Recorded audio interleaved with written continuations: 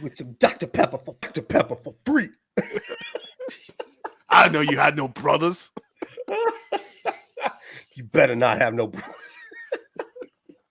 Go ahead and start the show, Jason. Oh man, welcome everybody to the N-Word for Nerd podcast. I'm just living my later, younger life here, and unforgivable quotes always brings a laugh to and a smile as well. So shout out to that dude, man. Hopefully he landed on his feet, bro. Hopefully he landed on his feet. So shout out to him. He's having a hard time getting a job now because everybody Googles that.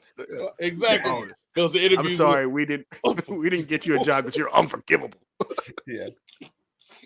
What did you can't help but you give us a bad reputation of being unforgivable. But so yes, as we go through this, everybody, before we start the show, remember to like, share, subscribe, follow us on the Headcanon Circus in YouTube, Facebook, all DSPs, Spotify, Google Podcasts, Apple Podcasts, and everywhere you can get us. And like Jaron said last week, don't forget to hit the bell icon to be notified when we post. You can know all our posts or just know some of our posts, but make sure you're notified when we are posting. All right, guys, let's jump into the light heavy lifting here. Jason, how's it going today? We got to do introductions. You doing all right? I hate it here. It's like 40 more years of this shit. No, I'm doing great. I'm doing great, everybody. It's good. It's a good day. I was gonna say you black, so I don't know if you got 40. Go ahead to Jared. 15 more years of this shit. Jared, how's everything going? I hate to slide you in under that kind of comment, but let's go. Yeah, oof. No, it's going good. Things are looking up, so ready to move forward. That's what's up. Okay, guys, we're bringing back our top three. As I'm blocking my camera there. Bang, we're bringing back our top three again. And so we decided for this week, in honor of, our main subject matter, Candyman, to talk about the scariest horror movie, monster, or person. So let's go ahead and start off with Jason number A, the Duke of all nerds. Who is your number three? Here we go. So just to preface this, when I was a child, I was a coward, and pretty much you could tell me anything about a movie, it would scare the shit out of me. But as you grow older, you see Freddy and Jason and Chucky, and you're like, oh, they're kind of goofballs. They're fun. So my number three is the troll from Ernest Scared Stupid. Yes, that troll was frightening. That scared the living shit out of me in a movie that's not supposed to scare the living shit out of people. The troll and right. Scared. Yeah, I still have nightmares about that motherfucker. Oh man, I just got the shivers thinking about that. Okay, I'm gonna go. My number three is Candyman, as it would be. First time I saw Brother be the horror, be the horror monster. First time I saw Brother being a horror monster, doing what he was doing to folks, like that accountant that he got up on. But again, it was the first time I had seen one of us be the legitimate bad guy, not just like the tough sidekick to a white protagonist. So Candyman scared the crap out of me. Until this day, I won't say his name in the mirror at all. I don't You'd play be a games fool at to all. do so. You would be an idiot. I would not Right, do that at all. Bloody Mary, Candyman. I wouldn't even say fucking Beetlejuice 3 times. Right. We don't play with that stuff. We don't play with them spirits and all that. Jaron, who's your number three? Number three. I guess it's like the combination of raping things to death and eating things. But I would have to say Joss Whedon's Reavers are probably my number three scary bad guy. The concept of them, it kind of runs parallel with a rage virus zombie, but with more human darkness in it. So definitely some free. And I loved in the series, you never actually saw one. It was only just what they left behind. So big fan of the Reavers. All right. Duke of all nerds, what is your number two? Also, another quick story. When I was during summer camp, kids used to scream Bloody Mary to the bathroom. I did not go to that bathroom for 4 years during that summer camp at all. Smart man. Bloody Mary would come and get me. This is going to make you laugh. Number two is Ted Danson's cutout in 3 Men and a Baby. I thought that was a real ghost for 30 years. And I did not watch that movie for 30 years because I thought that was a real ghost. I believe that urban legend. And even now, if I see that movie, I'll still get a little bit freaked out, even though I know it's Ted Danson's cutout. Oh my God. Yeah, that is a dark horse favorite there. Shout out to that one. Uh, well, I can't really top that one because my number two is the Creeper from Jeepers Creepers. Like that first one, when you first see him, it was terrifying. Like, and hell, even when you don't see him, the whole scene where he's following him in the truck and keeps running up on him and stuff. Like, I've never been like, I had no reason to be like, oh, don't hit him. No, no. Like, I still get a like reaction because it just feels so like it feels real. Like Justin Long and all that played a good role in that. So yeah, the Creeper is my number two scariest dude The fact that monster. motherfucker's like unstoppable. Like yes, they didn't stop that dude. He just which kind of went to takes sleep. away from him, but adds. Right, he goes to sleep. That's what you do. Just avoid him. Hopefully, you can outlive him for. That's it. Right. You can die. What's your number two? I mean, based on what Jason said, I want to give an honorable mention. It made me think of this, but it's not on my list. But it definitely impacted me as a kid. Y'all, did you ever watch the Pee-wee's Big Adventure?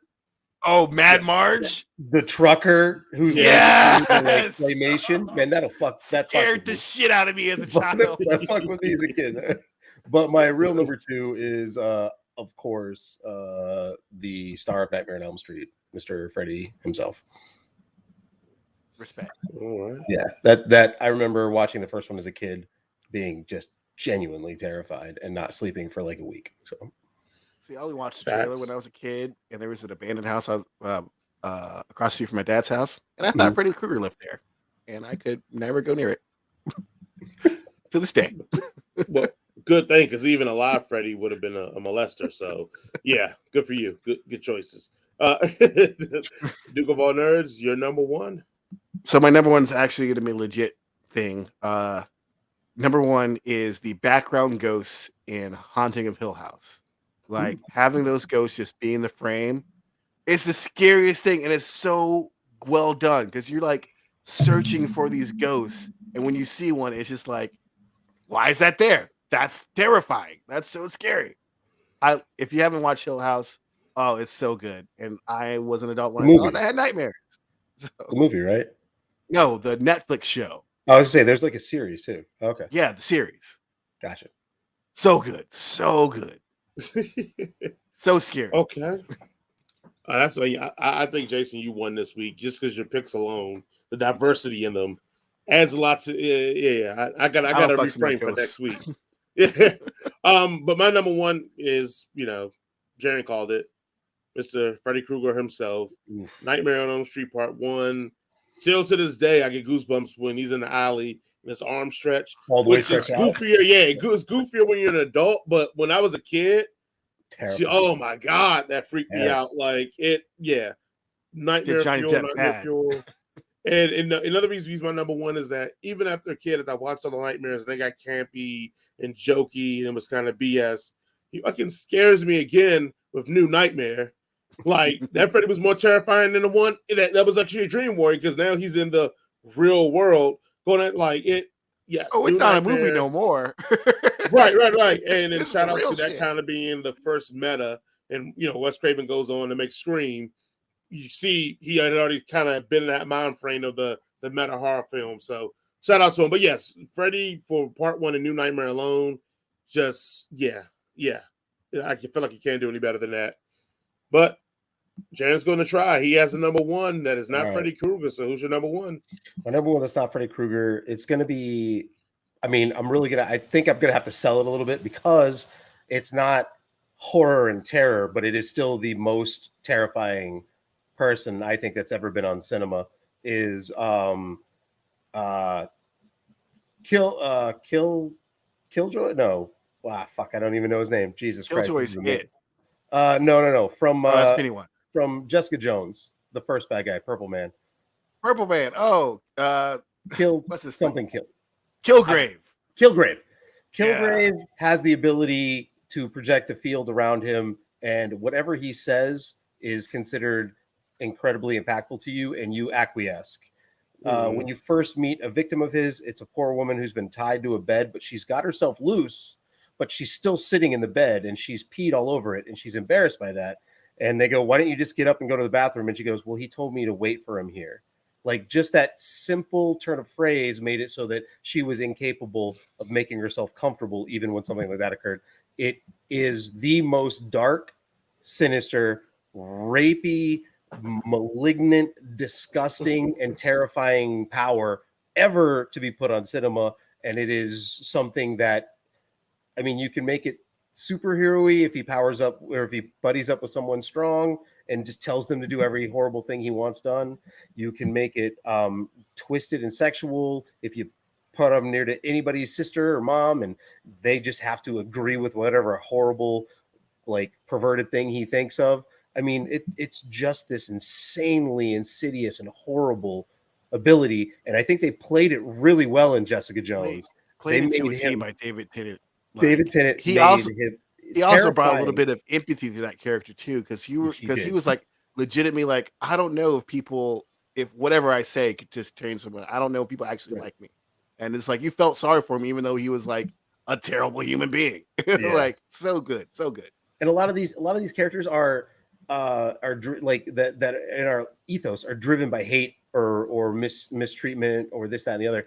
And Killgrave he doesn't have that limitation of scope of imagination. He's still living like a human, albeit a sociopath, every single day of his life and coming up with new and darker and deeper hells that he can visit upon other people. I mean, he is terrifying.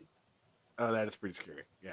So that's my number. Your will taken away from you just by someone saying some words. And still being trapped inside a glass version of you looking out, desperately wanting to reassert your own will. Yeah. Scary. Fucking terrifying. Yeah, I mean, now I'm going to not sleep tonight. But no knife arms. So fun, guys. Right. Yeah, just when you said all that, it triggered something in me to be like, oh, this could go down a way deeper conversation about America and the feeling of being controlled. But I was like, you know what? I'm gonna stay in the here and now because it's a nerd show, and let's keep moving with nerd news. Right. Thank everybody listening to the N-Word for Nerd podcast. Hope you enjoyed what you heard, and I guess Jared, give them the nice words of how they can find us and what they should do, how they should do it. You know, real nasty like or real clean. Just subscribing is great. It really helps us out. But if you smash that bell, you can set the notifications to always be on, and you'll catch everything from this channel. Which, I mean, we put up daily content, or you can whittle that down to just grabbing us and the stuff that we put up that are directly related to this show. Either way, we won't be filling up your inbox or anything, but hopefully we'll be delivering you something great. So go ahead and smash that bell and get notified when we drop new stuff. If you're an attractive young lady, I probably will be filling up your inbox while I slide into your DMs. I don't think any of us are doing that yet. No. Well, with that being said, Jaron, any closing words for everybody out there? No. Have a great weekend. And the Duke of all nerds, Jason number 8. Any final words for everybody out there? Be kind. Tip your servers 20%.